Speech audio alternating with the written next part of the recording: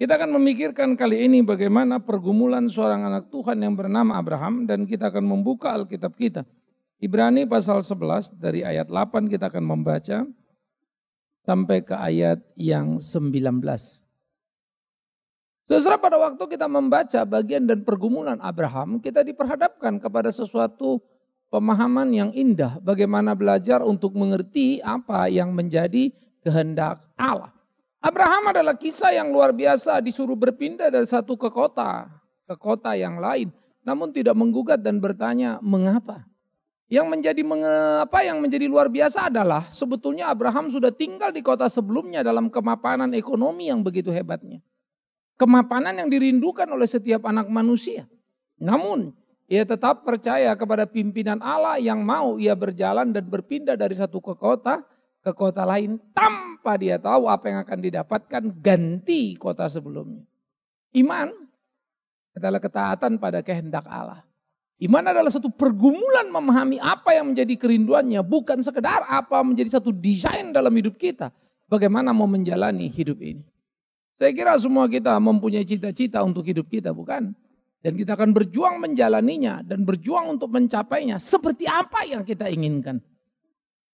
Sejatinya tidak mudah bagi kita berjalan ke tempat kemana yang Tuhan kehendaki dalam kehidupan. Ini penting saudara untuk menjadi sebuah pergumulan sehingga hanya itulah jalan untuk setiap orang setia menjadi murid Tuhan. Hari ini dalam kesulitan kita bisa berteriak, Tuhan tolonglah. Tapi ketika pelayanan itu sudah menampai tikatnya, mencapai kemapanannya, mungkin kita lupa. Lalu diri kita menjadi ukuran segala-galanya. Nikmatkah? Banyakkah, memuaskankah yang saya peroleh? Maka saya mau, jika tidak, saya tidak mau. Ini menjadi satu perenungan yang perlu untuk kita pikirkan. Oleh karena itu dikatakan bagaimana di dalam iman Abraham itu berjalan. Diam di tanah yang dijanjikan seolah-olah suatu tanah asing yang di situ. Tinggal di kemah dengan Ishak dan Yakub yang turut menjadi ahli warisnya. Yang dimana dia bergerak ini sampai menuju kepada masa tuanya. Saudara, apa yang dilakukan oleh Abraham menjadi sebuah hal yang menarik. Dia tinggal di satu tempat seolah-olah di satu tanah asing. Karena memang tanah itu menjadi asing bagi dia karena dia bergerak di dalam kehidupannya. Dan dalam perjalanan hidupnya saudara, dari soal tanah, ia pernah mengalami kelaparan dan 2 kali ke Mesir untuk mencari makan. Apakah Tuhan tidak mampu untuk menjaga kotanya? Dan Yerusalem, Kanaan bukan kali itu saja. Di zaman Yakub, di zaman perjanjian baru pun mereka sempat mengalami kelaparan. Naomi suami dan anak-anaknya juga meninggalkan Bethlehem karena kelaparan. Nah sekarang kalau kita melihat bagaimana perjalanan itu. Kalau dilihat dari sejarah, garansi apa yang sebetulnya Tuhan berikan kepada tanah Kanaan yang selalu dan seringkali mengalami kelaparan. Sehingga mereka harus pergi ke tanah sebetulnya tidak menjadi baik bagi mereka. Naomi suami dan anak-anak harus ke Moab. Abraham, lalu Yakub harus ke Mesir. Mau apa? Karena itu memahami baik menurut Tuhan itu saya harap kita tidak menjadi rusak ya. Artinya kalau baik itu mulus semuanya. Jangan berpikir kalau kita beriman itu lancar semuanya. Pergulatan keimanan itu justru menjadi karakteristik di dalam hidup orang-orang percaya, saudara. Bagaimana kita mampu melihat menerobos fenomena yang ada, kesulitan, kesusahan, tantangan. Dan bagaimana kita bisa melewati itu untuk setia di dalam mengikut Tuhan kita. Nah ini harus menjadi pergumulan kita bersama. Oleh karena itu dikatakan keberimanan Abraham dari satu kota ke kota terus-menerus mengalami satu pengujian oleh Tuhan. Tetapi kita juga melihat sebuah progres yang bergerak dalam perjalanan iman Abraham. Setiap kita saya pikir perlu selalu mengukur diri. Sebetulnya saya lebih baik tidak dari tahun lalu. Sebetulnya saya lebih jujur tidak dari tahun lalu. Sebetulnya saya lebih sungguh-sungguh tidak dari tahun lalu. Setiap tahun kita harusnya ada progres. Progres kita seringkali yang kita perhatikan adalah tahun lalu gaji saya segini, sekarang saya segini. Tahun lalu saya pakai ini, sekarang saya pakai ini. Tahun lalu saya tinggal di sini, sekarang tinggal di sini. Nah itu yang kita limitasi sebagai sebuah keberhasilan. Oh no. Keberhasilan seorang Kristen bukan itu. Itu hanyalah kepercayaan yang Tuhan berikan atas keberimanan. Nah, mau seberapa berimannya kita, itu yang menjadi penting. Bagaimana kita menggumuli hari-hari kita. Maka di dalam perjalanan itu saudara, dari satu kota ke kota lain, janji keturunan seakan-akan diabaikan oleh Tuhan.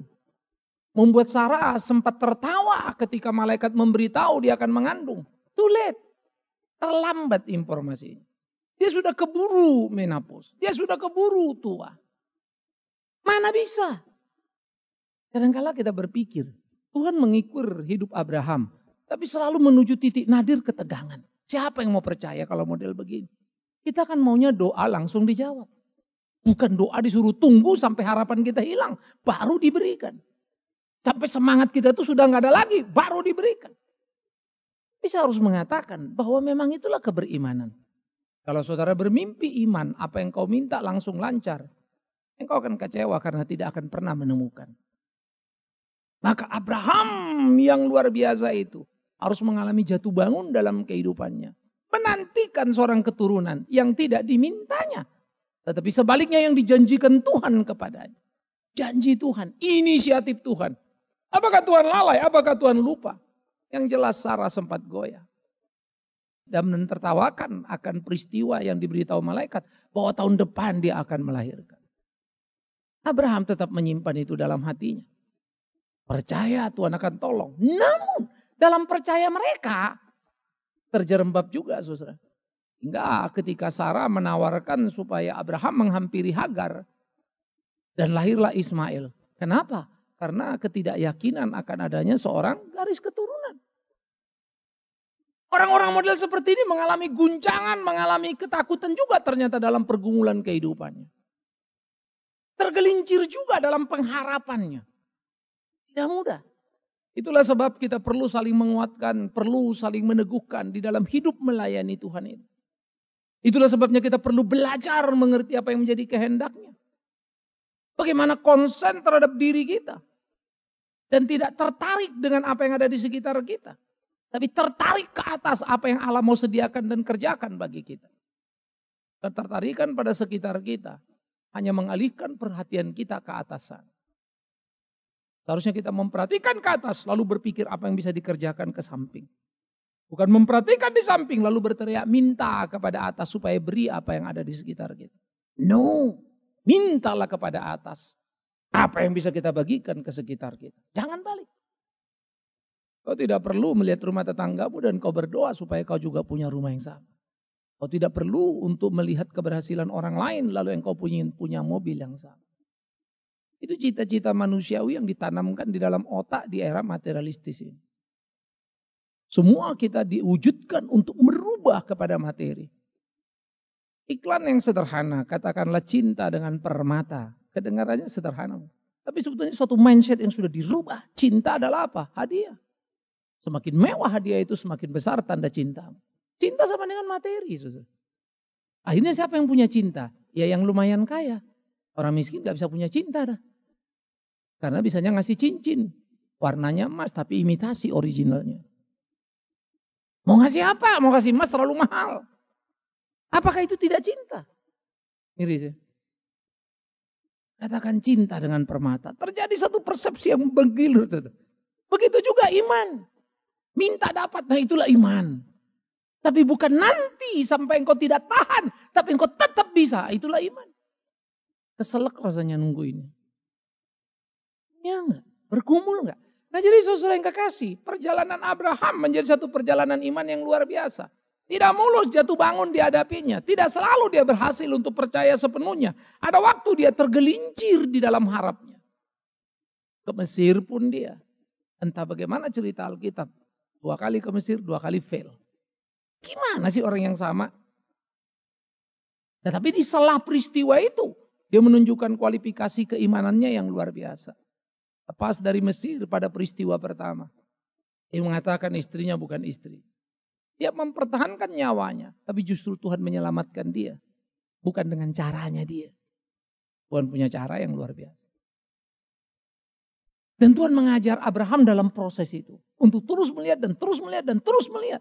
Sehingga dia menumbuhkan puncak klimaks di dalam pengharapannya kepada Tuhan. Sampai endingnya dia berani mempersembahkan istri. Saudara, oleh karena itulah digambarkan bagaimana dari satu orang yang disebut telah mati pucuk terpancar keturunan yang besar. Mana mungkin itu? Tapi itulah perjalanan keimanan. Tuhan mengukir kita dengan indah.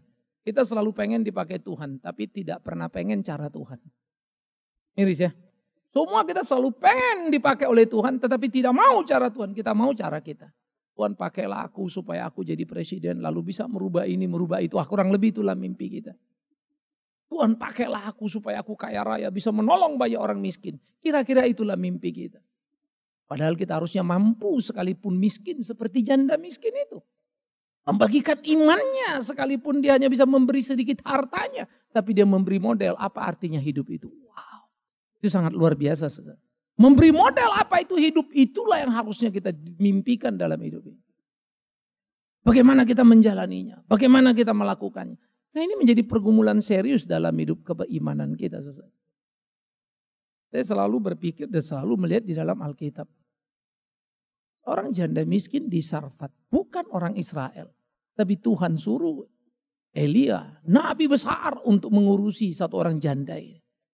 Diberi makan, diberi minum pada waktu kelaparan. Tapi sesudah musim hujan turun, melewati masa kemarau, Elia pergi dan dia hidup lagi melanjutkan kehidupannya. Sesaat tampaknya. Di situ dia berdialog dengan cinta kasih Allah. Dia melihat Allah yang hidup itu. Bukan hanya laparnya dan jurang mati yang dihadapinya Tuhan loloskan. Tapi anaknya yang sudah mati pun Tuhan hidupkan. Maka dia sekarang percaya. Tak jadi penting dia punya makanan atau tidak. Tak jadi penting dia punya kehidupan atau tidak. Penting apakah dia percaya pada Allah atau tidak. Karena Allah lah kehidupan sejatinya. Wah, cara memahami luar biasa ya. Lalu kita menemukan lagi janda miskin di Perjanjian Baru. Dua peristiwa janda miskin ini mengajar kepada kita. Semiskin-miskinnya orang miskin jikalau dia percaya pada Allah. Allah akan menolongnya. Miskin-miskinnya orang miskin. Allah bisa memakainya menjadi saksi yang luar biasa. Itu iman, saudara. Percaya dalam segala situasi Tuhan menolong dan kita menjalaninya. Hiruk pikuk keseharian kehidupan yang harus kita lewati. Gumulilah. Selesaikanlah perkelahian yang Tuhan percayakan dalam keseharian kita. Nah, oleh karena itu, bagaimana dikatakan banyaknya keturunan pada diri Abraham seperti bintang di langit, pasir di laut, tidak terhitung banyaknya. Ini tidak menunjukkan angka kuantitatif, tapi lebih kepada kualitatif. Maka disebut Abraham bapak orang beriman, maka semua orang beriman disebut anak Abraham. Itu sebab pada waktu Sakeus mengunjungi waktu bertobat, Yesus bilang apa? Sesungguhnya dia ini anak Abraham. Gak banyak orang lihat itu, cuma ingat ya pendek, naik pohon ara, turun, selesai gitu. Padahal ada kalimat kata kunci yang paling penting. Sesungguhnya dia ini anak Abraham. Apa maksudnya? Orang percaya. Tetapi orang-orang Yahudi yang menyebut diri, kami anak Abraham, ahli Taurat, Farisi, malah dikritik Yesus. No, kau bukan anak Abraham, kau anak setan. Itu Yohanes 8. Kalau kita membaca baik-baik istilah anak Abraham, kita akan menemukan. Tidak semua Israel adalah automatically anak Abraham. No. Tapi mereka yang hidup benar. Hidup sesuai dengan kehendak Tuhan. Itu yang disebut anak Abraham. Orang yang beriman. Maka anak Abraham menjadi anak yang tidak terbatas jumlahnya. Ada di mana-mana. Karena dari satu orang tadi janji keturunan Abraham akan jadi berkat. Paulus mencatat bukan dari keturunan Abraham. Jaswan. Keturunannya. Siapa keturunannya yang Jaswan itu? Yesus Kristus. Itu Galatia. Dialah yang menjadi berkat bagi seluruh dunia. Maka siapa yang percaya pada Kristus, itu yang disebut anak Abraham. Korelasi dari PL sampai ke PB itu luar biasa. Bacalah Alkitab dan belajarlah mengerti. Kalau tahu sepotong, jangan cepat-cepat menyimpulkan. Bisa jadi yang kau yakini dan kau tahu itu salah.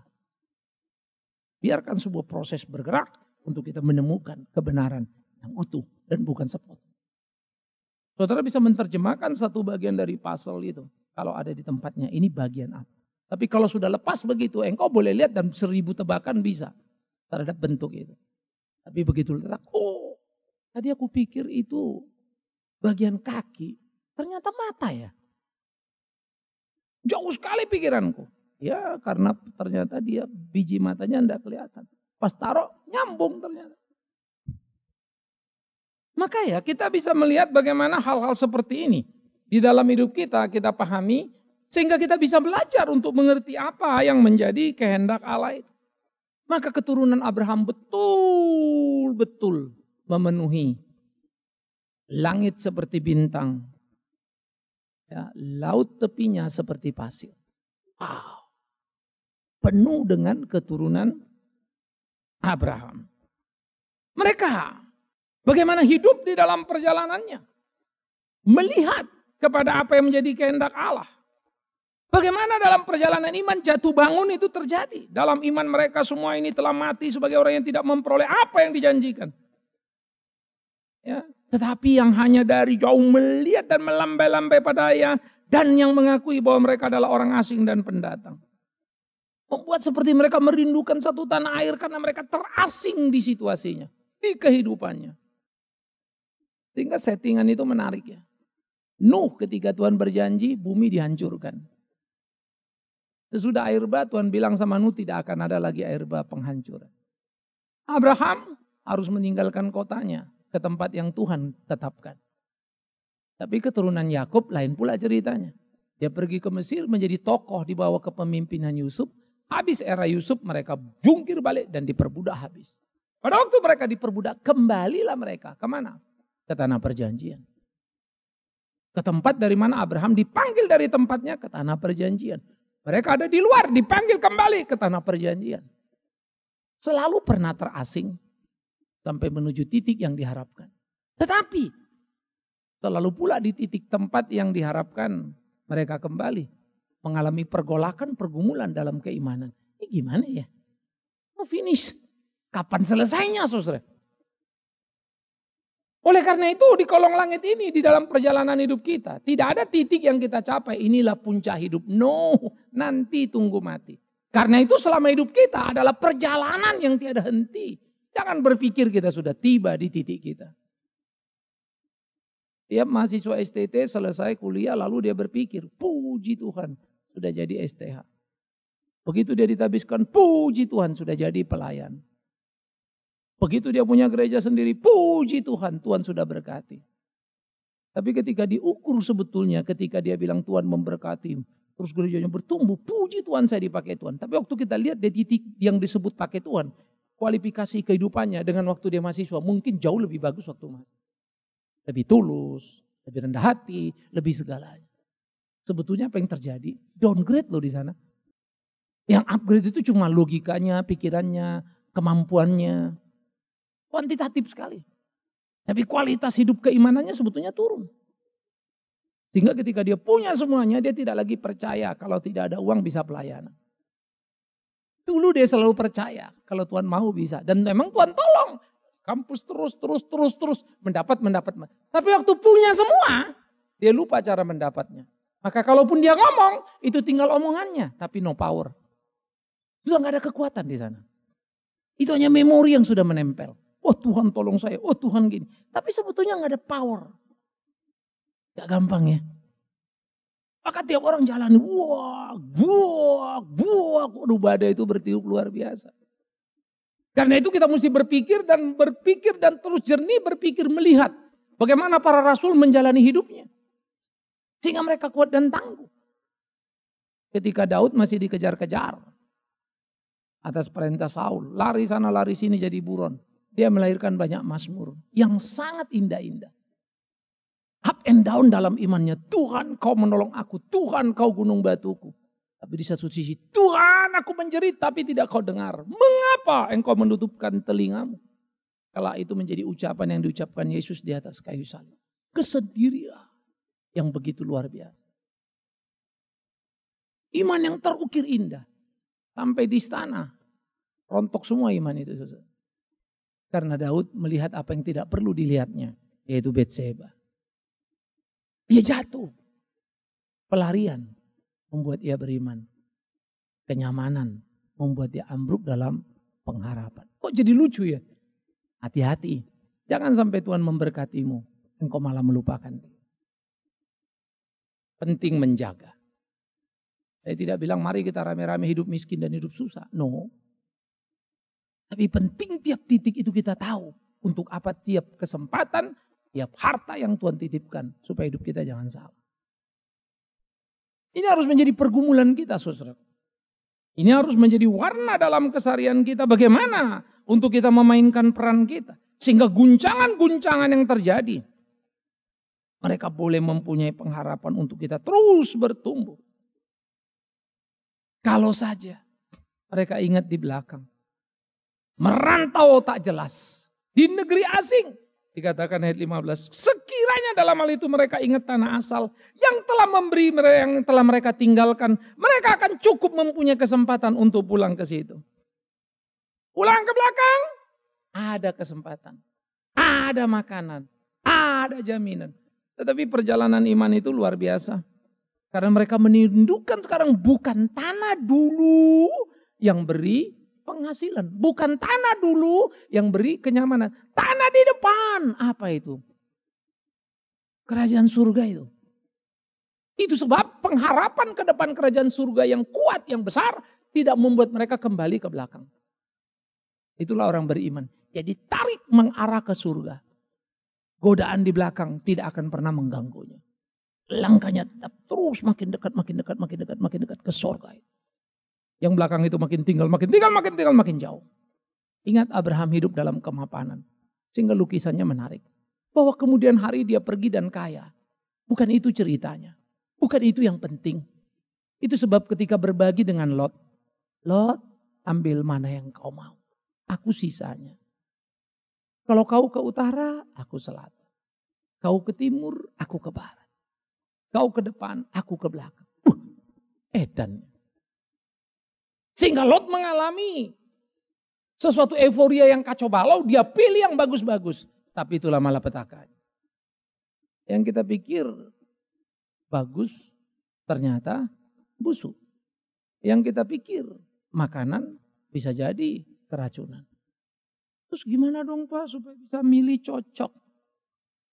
Maka iman bukan sebuah perhitungan yang kita kalkulasi. 1 tambah 1 sama dengan 2. No. Iman itu 1 tambah 1 bisa 3, bisa 5, bisa 7. Kita tahu? Enggak. Kapan tahu? Kalau sudah terjadi. Loh kalau gitu susah dong. Yes. Lalu saya gimana? Tunggu sampai dia jadikan.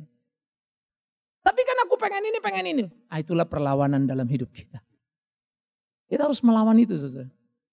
Menjadi tidak sederhana kehidupan ini. Menjadi sulit pergumulan ini. Tapi harus kita lakoni dan harus kita jalani. Inilah seharusnya menjadi pemikiran-pemikiran serius kita. Bagaimana kita menjalani hidup kita ini. Kalau kita melihat perjalanan republik kita misalnya, ya menarik. Saya menyebutnya bukan kesetiaan pada iman, tapi kesetiaan pada nurani. Akankah nurani itu menang? Ini perkelahian sengit ini. Dan kalau dia menang, murnikah kemenangannya? Ini menarik, saudara. Untuk kita melihat apakah Indonesia punya harapan. Dan sudah melahirkan satu generasi pola kepemimpinan dengan hati nurani. Pemimpin dengan otak banyak. Pemimpin dengan hati yang susah. Bagaimana goncangan-goncangan, badai politik yang kuat ini. Akankah nurani itu menang? Ini perkelahian sengit kita. Jadi kalau kita melihat segala sesuatu pada akhirnya. Kalau nurani menang, harapan tiba. Kalau nurani kalah, harapan sirna.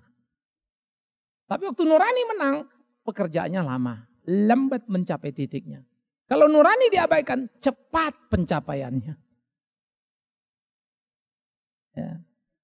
Maka semua orang bisa mencapai puncak klimaks tertinggi itu ketika dia mengejarnya dengan cepat. Saya waktu baca-baca ya di rumah itu anak-anak langganan pada akhirnya nggak ada lagi yang baca. Jadi kita tabloid bintang gitu ya. Jadi artis ini, artis itu kan saya baca-baca semua, saya ketawa juga ya.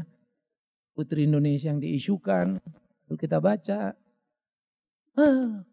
Kejam, sengit gitu ya. Kelihatan sekali memang permainan jorok yang joroknya luar biasa. Orang lain yang korban babak belur tidak karu-karuan. Yang menjadi menyedihkan lagi ada satu bagian lagi. Dia sekarang muda, sudah kaya. Dia bercita-cita, dia sekarang 25. Umur 30 punya uang 1 T. Saya waktu baca, kadang-kadang lucu juga ya, tapi kalau debat pasti susah kan. Oh kita mesti yakin Pak, kan gitu ya. Kalau nggak yakin kan nggak bisa. Sampai akal sehat pun diabaikan. Dan yang kedua, emang kalau kamu punya 1 T di umur 30 tahun, apa hebatnya? Yang aku tahu, rontok pasti. Tidak akan kuat kau memegang godaan 1T itu di umur 30. Jangan pernah berharap. Di kemudahan usiamu, banyak hartamu. Itu rawan. Berdoalah supaya engkau menerima apapun di titik yang semestinya. Maka Tuhan akan menolong. Ini kan berlawanan ya. Kita kan berpikir kalau punya uang banyak kan bisa gini, bisa gitu. Bill Gates itu paling pakai tinggal 60-40% uangnya. Sebagian sudah ditaruh di foundation. Warren Buffett lalu memotong seluruh penghasilannya. Lalu menaruh lebih dari 40% uangnya di foundation yang didirikan oleh Bill Gates. Kalimat mereka itu menarik. Warren Buffett bilang, aku tidak ingin anak-anakku memiliki 100% hasil usahaku. Aku akan men-share pada mereka. Supaya mereka tahu berjuang. Jikalau semua hartaku kubagikan pada anak-anakku, mereka tidak tahu artinya perjuangan. Keren ya. Ini orang paling kaya loh ini. Jadi kita masih pengen kaya kan? Kalau dia mah sudah jangan ditanya pengen lagi. APBN Republik ini sudah deket-deket sama uang mereka itu. Penghasilannya setahun 250 juta rakyat Indonesia bisa makan itu. Aset yang mereka pegang itu. Oleh karena itu apa yang dia katakan kalau kita menarik ya. Ini orang gak kenal Tuhan nih. Sudah berpikir men-share. Orang yang kenal Tuhan, orang beriman. 10% aja bangganya setengah mati. Pakai minta dibalikin Tuhan lagi. Apa gue Bill Gates lah sama Warren Buffett ngasih kagak minta-minta balik tuh. Kita kelewatan ya. Jadi rentenir kepada Tuhan kan. Rentenirnya kita ke surga. Minta berkali-kali lipat itu kan rentenir namanya ya. Bunga kredit bank 10-15%. Bunga deposit 7,5 naik dikit. Up and down di situ. Paling 5-7 poin dari bunga deposit jadi bunga kredit. Kalau anggap 15%, tak pernah 2 kali lipat. Apalagi 10 kali lipat ya. Tahu kau beriman? Ketika kau memberi, tidak bertambah hartamu.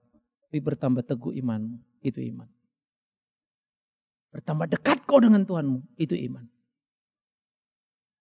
Maka Abraham semakin jauh dari kemapanan, tapi semakin dekat dengan Tuhan. Tak merindu kembali kepada kemapanan, tapi merindu ke depan ke surga yang mulia. Wow, luar biasa ya. Karena itulah iman itu makin hari menuju puncaknya, mengkristal secara kuat. Sampai pada waktu Abraham dicobai untuk mempersembahkan Ishak. Ya. Dia yang menerima janji Tuhan. Engkau akan beranak seperti bintang di langit, pasir di laut. Itulah keturunanmu. Cuma semata wayang. Sudah semata wayang diminta pula lagi. Janjinya sudah terlambat. Udah tua baru diberi. Sudah diberi, diminta lagi. Gila ya. Saya pikir kalau kita yang jalan itu pasti ribut semua kan. Tuhan, why? Pasti kita ajukan kalimat itu. Kenapa begini? Kenapa begitu? Pasti kita begitu. Keker. Bisa pikir-pikir ya perjalanan itu hebat.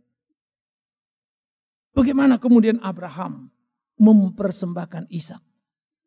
Itu ledakan hebat saudara. Kita enak bacanya. Saya pendeta enak khotbahnya. Hebatnya Abraham. Tapi semakin teriak aku hebat, semakin tak hebat hidupku. Karena jauh dari apa yang dia lakukan. Bagi saya kalau udah berkhotbah, saya itu seperti orang beriman hebat. Tapi begitu menjalani, alamak. Terseok-seok juga kaget. Saya seringkali jengkel dengan diri saya. Saya kesel. Merasa kurang banyak, harus begini. Tapi tergelincir lagi, salah lagi, kurang lagi. Saya tidak sedang berkata bahwa saya berbuat dosa ini dan itu. No. Ketika saya duduk padahal sebetulnya saya mestinya jalani, lakukan ini. Tuhan bilang ini. Tapi saya pilih saya duduk. Saya pilih saya gak mau ikut tahu. I'm wrong. Saya salah. Mau benar, susahnya setengah mati.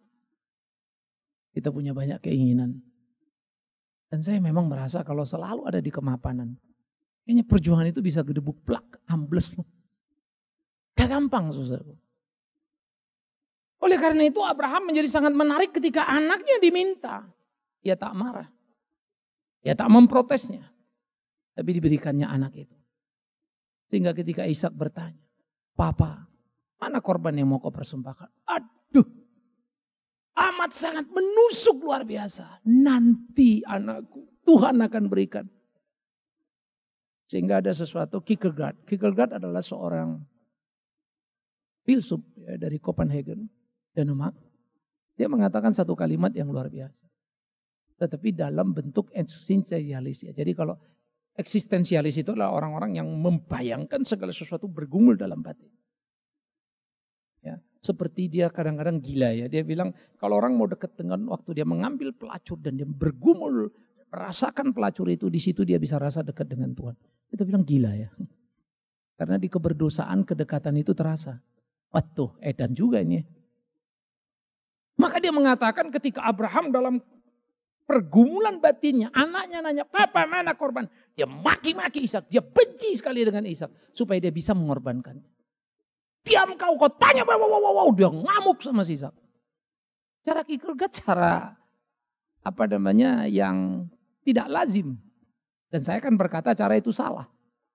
Tetapi bagaimana cara dia untuk memampukan seseorang yang mencintai anaknya. Kalau dia ngomong, nah nanti kau. Dia keburu nangis, gak berani lagi menyerahkan kan ya. Maka apa yang dikatakannya secara psikologi betul. Cuma satu, maki-maki dia, tahan hatimu. Marahin dia supaya kau bisa mengorbankannya. Kalau enggak nyalimu enggak ada.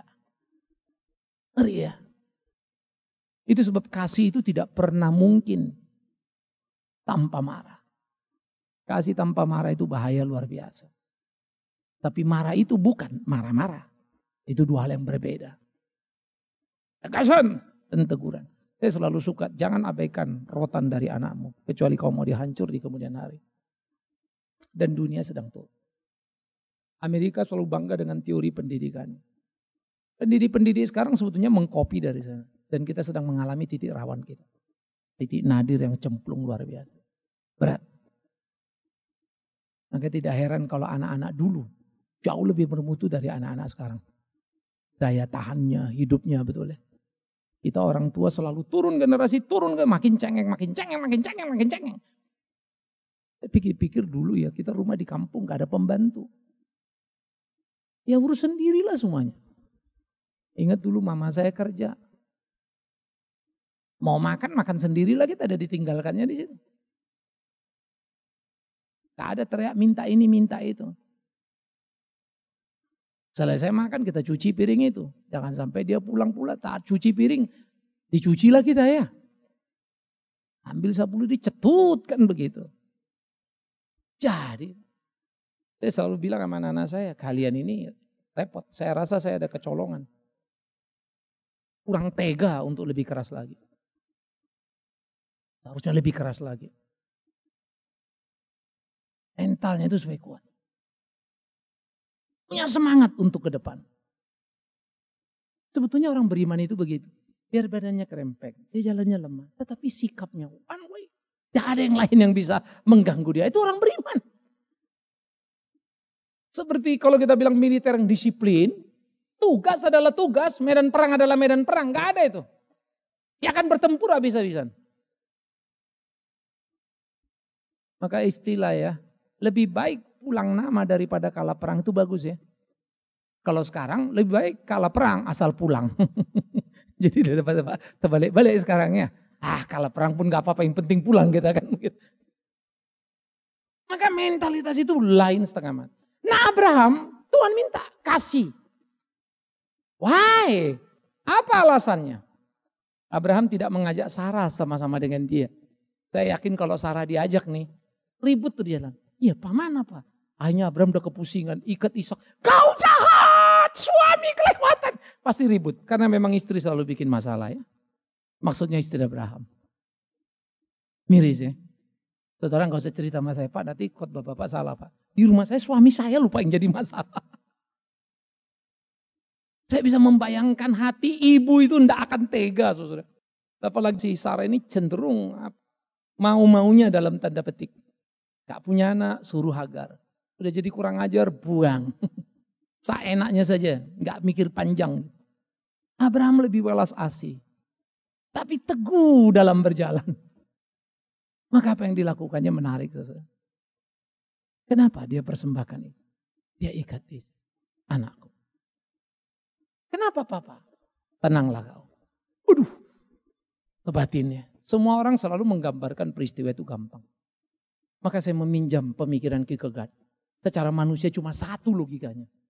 Maki dia, benci dia, baru kau bisa korbankan. Kalau kau sayang dia, kau beri hati bapak pada dia, habislah semua. Tidak akan jadi korban. Siapa yang sanggup? Anak semata wayang. Dan dia punya alasan. Tuhan kau yang janjikan, bukan aku yang minta.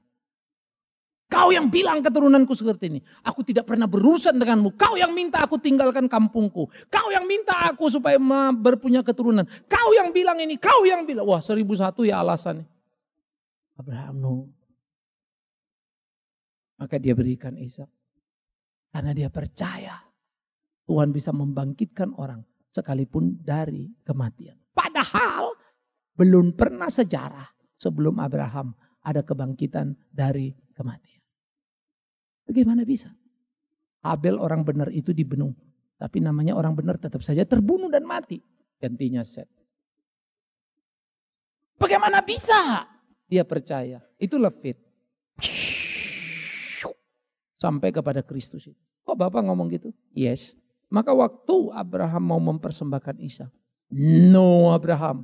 Lalu terlihatlah anak domba.